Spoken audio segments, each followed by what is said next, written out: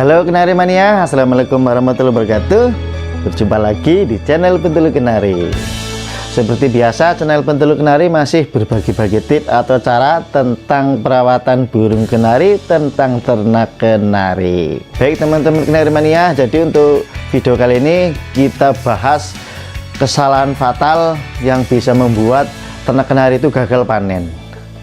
Ya memang kadang hal yang sepele, tapi kalau kita belum paham mungkin bisa menjadikan gagal panen. Jadi apa aja itu kesalahan-kesalahan fatal yang biasa dialami sama peternak kenari itu, dan bahkan itu pernah saya alami juga, dan banyak juga sampai sekarang masih banyak dialami juga sama teman-teman Kenari Mania yang lagi belajar ternak kenari.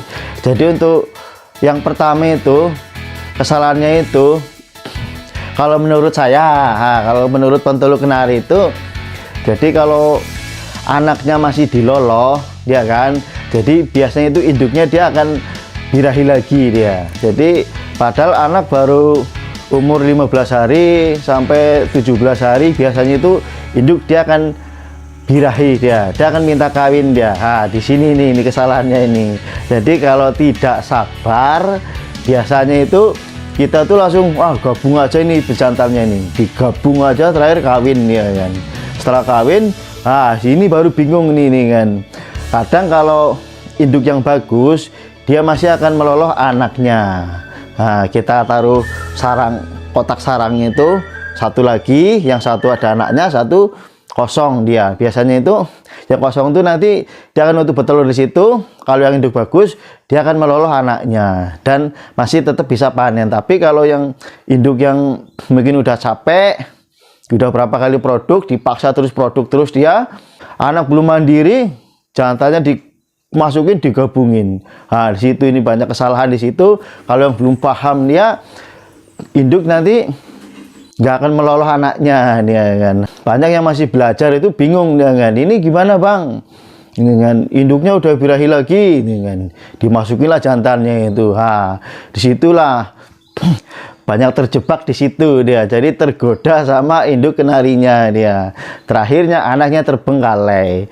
Banyak yang nggak diloloh dan bisa gagal panen. Terakhir anaknya pada mati dia karena dia belum tahu trik-triknya dia kan.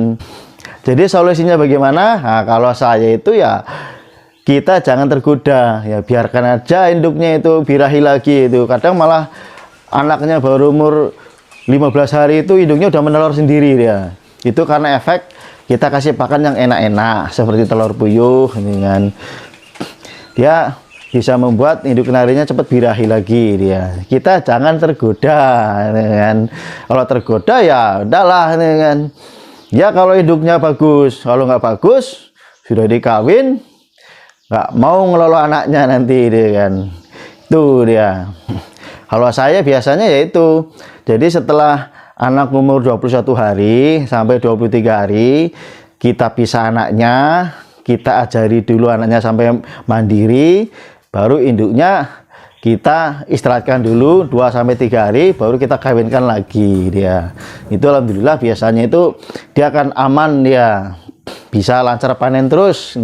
Itu kalau sesuai pengalaman saya. Kesalahan yang kedua itu biasanya itu kalau banyak yang dialami sama peternak kenari itu, sangkarnya ini, contoh ini kan lagi mengeram, lagi mengeram, dipindah. Contoh di sini dipindah ke sana, ada kan, mungkin di sini ada pengganggu, ada apa, mungkin ditaruhnya di dapur, Pak, di mana dia mungkin, ini perasaan ini kok kayak terganggu dia kan.